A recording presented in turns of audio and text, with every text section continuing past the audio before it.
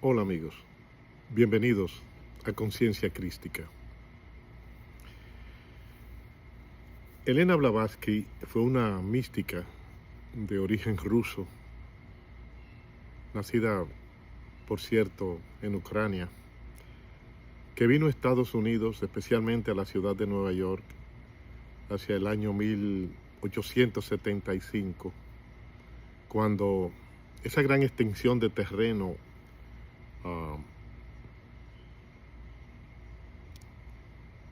apenas poblada que hoy conocemos como el Central Park de Nueva York, era una obra recién terminada. Ella fue la fundadora de la Sociedad Teosófica en Nueva York. Se radicó posteriormente en la India, donde se entregó prácticamente en sus inicios al budismo zen. Su obra maestra fue La Doctrina Secreta. Yo le dediqué un programa hace unos 8 o 9 meses a ella y a esa obra, que fue escrita en las postrimerías de su vida y que básicamente relata o describe el proceso evolutivo del cosmos, y sugiere respuestas a las preguntas clásicas de ¿quién soy? ¿Qué hacemos aquí? ¿Hacia dónde vamos? Pues bien, Blavatsky decía que el camino que nos lleva adelante en el proceso de crecimiento espiritual está iluminado por un fuego interno. Y ese fuego es la luz de la osadía personal que arde en nuestros corazones. Ella se refería a la capacidad que tenemos los humanos de atrevernos, de buscar, de investigar, de profundizar, de desarrollarnos, y que decía que cuanto más nos esforcemos, mucho más beneficios espirituales vamos a obtener. La idea de que todos los caminos nos conducen a Dios, a nuestra realización espiritual, no importa la naturaleza religiosa o filosófica que sea, es cierta. Yo comparto esa idea, pero decía ella,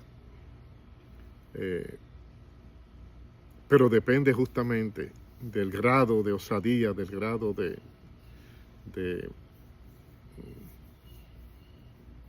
de valentía que nosotros tengamos y de esfuerzo que pongamos en el proceso, con ese no contentarnos con lo simple, con lo que está al alcance de la mano, y tratar de penetrar en lo más profundo de las cosas.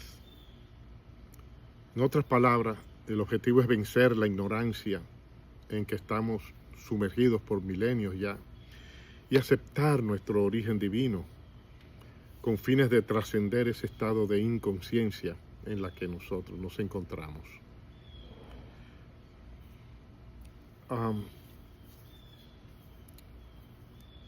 Decía, o sea, en la historia del cosmos, al principio, como dice también la Biblia católica, al principio todo era una oscuridad total. La pura conciencia semidormida, hasta que surgió ese rayo de luz que se esparció dando inicio a la formación del cosmos y de los 3 reinos de la naturaleza. Lo que yo intento decir es que todo y todos somos una mera chispa divina, y estamos interconectados con ese rayo de luz inicial, y que la vida misma provino de ese rayo de luz. y fuimos piedra y plantas, insectos, peces y finalmente seres humanos. Ese ha sido el proceso evolutivo de la pura conciencia. Sin embargo, la evolución no se detuvo ahí. Ese proceso ha continuado porque todo está enmarcado dentro de un ciclo de nacimiento, desarrollo, muerte física y regreso, reencarnación. Y por tanto, debemos atrevernos a continuar elevando nuestro nivel conciencial hasta eliminar la ignorancia en que realmente estamos acerca de que, eliminar la ignorancia acerca de que realmente estamos todo y todos interconectados a esa fuente de luz original. Nuestro ser interno, una chispa divina versus la pura conciencia que es el fuego eterno. Y ese es el próximo paso de la raza humana en las etapas finales del ciclo de encarnaciones y muertes. El próximo paso es la iluminación, el retorno de esa chispa divina hacia el fuego ese eterno que nos dio origen a esa fuente de luz original.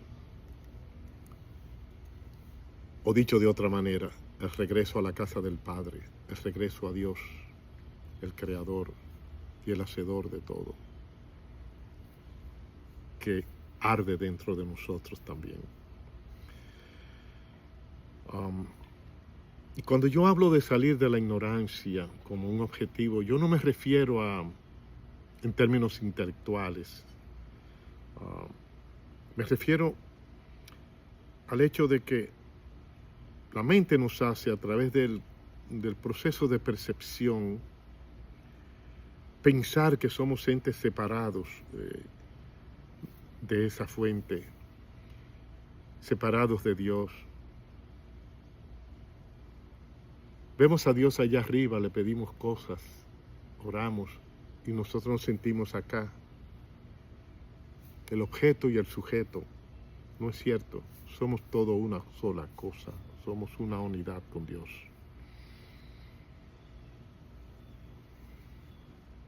Esa ignorancia nos ha hecho desarrollar nuestra vida apartados de nuestra esencia, viviendo un mundo que es irreal. Pero no es correcto, amigos míos. Desde una partícula microscópica, un átomo, una planta, un animal, todo y todos somos una unidad. Somos la manifestación de partículas diversas de un rayo divino.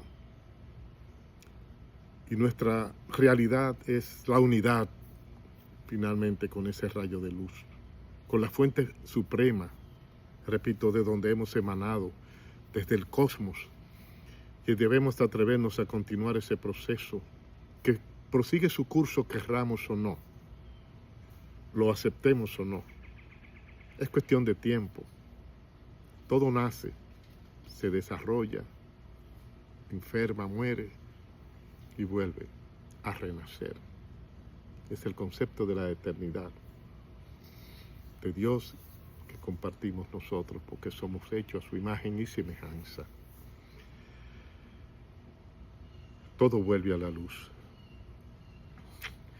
En Occidente, nosotros nos movemos a través de las religiones organizadas, vamos a decirles así, salvo una que otra doctrina filosófica o secta. Estamos mucho más orientados a prácticas devocionales. Vamos a la iglesia, vamos al culto. Me refiero a cristianismo, catolicismo, evangelismo. Y eso está bien. Yo no quiero sonar como que estoy en desacuerdo. Hay incluso diferentes formas de devoción. y funcionan. No son tan eficaces como medios de comunicación con el Creador, pero funcionan. Las prácticas más utilizadas son por nosotros la de orar en nuestros momentos difíciles o orar para pedir algo, una transacción que nosotros pensamos que es posible con Dios. Dame esto, yo soy esto, yo voy a hacer esto. Pero existen otras formas que se enfocan más en nuestro deseo de encontrar la verdad y sobre todo aquella en la que simplemente como método devocional de oración nos sentimos como una unidad con Dios. Esa es la más eficaz, la que no está basada en transacciones, en pedidos ni en intercambios, sino en el mero reconocimiento de nuestra divinidad.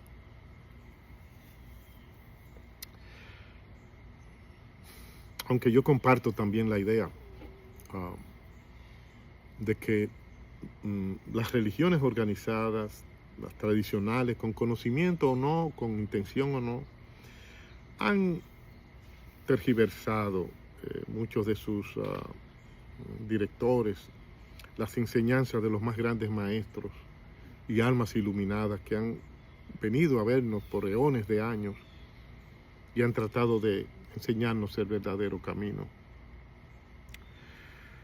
Pero bueno, de nuevo, todo es parte del proceso, yo pienso. En cambio, en el mundo espiritual de Oriente, ellos están más centrados en la búsqueda del conocimiento y en la experienciación de la divinidad, en la conexión y la vivencia de forma experiencial con la suprema realidad, con nuestra pura conciencia. Y ambos caminos, repito, nos conducirán al mismo camino. No tenemos escapatoria. Regresaremos a la casa del Padre. Y en ese sentido, quisiera hablarles de un personaje místico de una gran relevancia, quizás uno de los más importantes en la historia de la India, al que yo he podido accesar, y ustedes pueden hacerlo también, a través de escritos que han dejado sus propios discípulos en sus prácticas, en sus reuniones, en sus vivencias diarias, conversatorios públicos.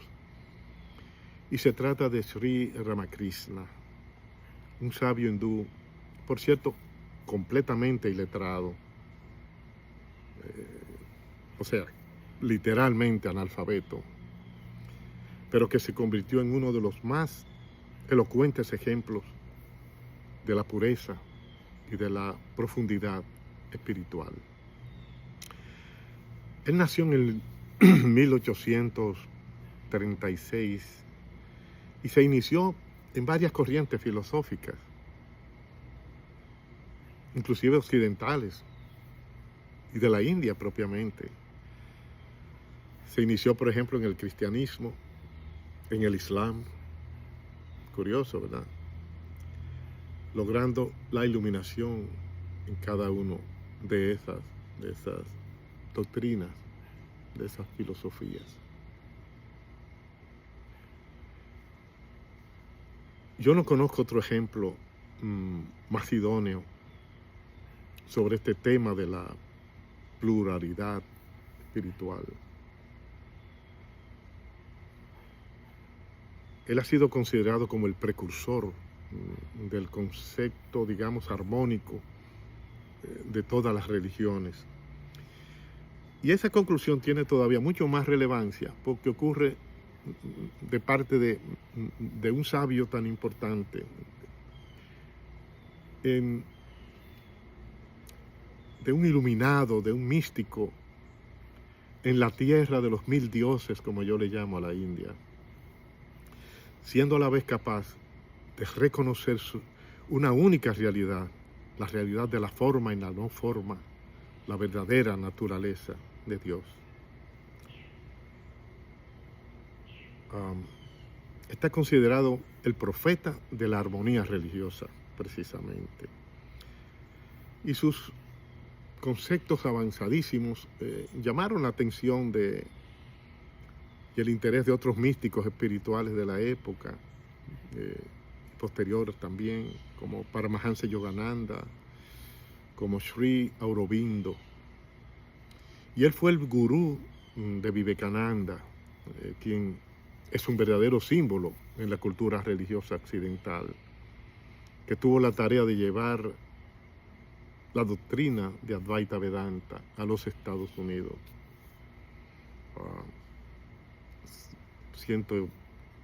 Más de 100 años atrás. Ramakrishna falleció en 1886, curiosamente el mismo año en que también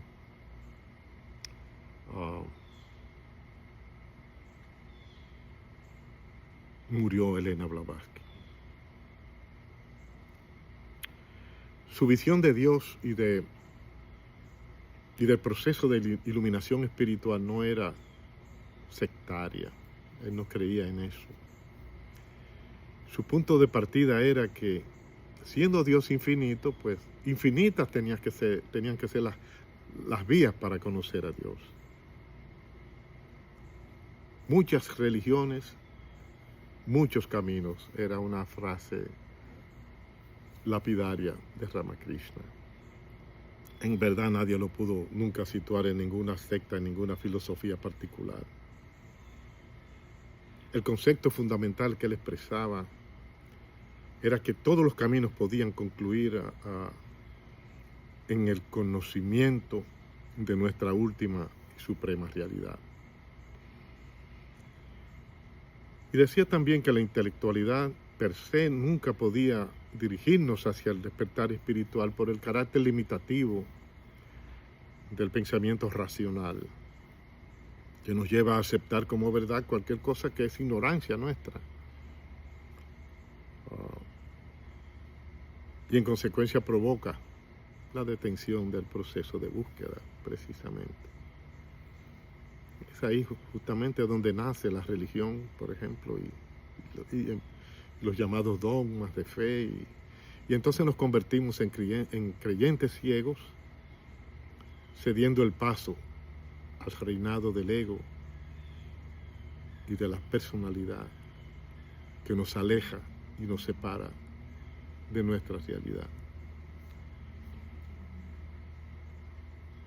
Para trascender a niveles más altos, particularmente en temas de corte espiritual, la intelectualidad no nos ofrece ninguna ayuda. Podemos leer muchísimo y debemos leer muchísimo. Eso provoca por lo menos esa búsqueda, esa osadía que decía Blavatsky, que debemos de experimentar para llegar a conocer, para llegar a desarrollar niveles concienciales más altos. Dios el infinito no puede ser conocido por nosotros a través de un pensamiento finito de un creyente. Sin embargo, el propio Ramakrishna en este tema abre una brecha de cómo la intelectualidad también pudiera conducirnos a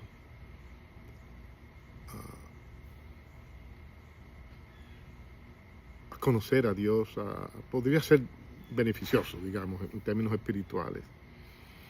Pero eso ocurre cuando somos nosotros capaces de reconocer, dentro de considerarnos sabios y bien nutridos de información, cuando somos capaces de reconocer con humildad nuestras limitaciones,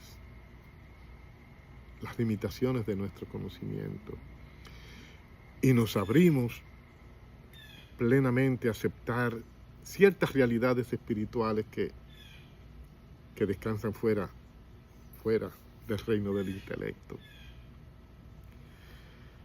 Y ese es el inicio de la fe, precisamente. Eso es lo que nos capacita incluso para aceptar fenómenos inexplicables por la lógica.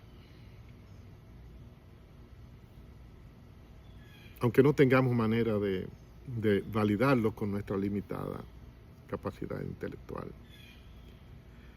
Simplemente teniendo fe en aquellos seres especiales, en esos místicos que han podido experienciarlo a través de fenómenos suprarracionales.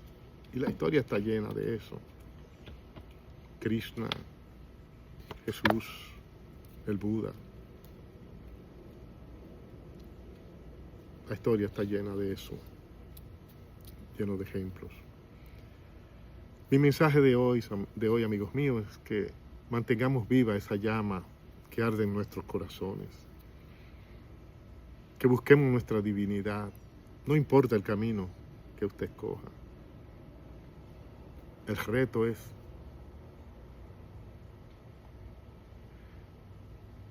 que enfrentemos en esta encarnación el objetivo de vencer nuestra ignorancia.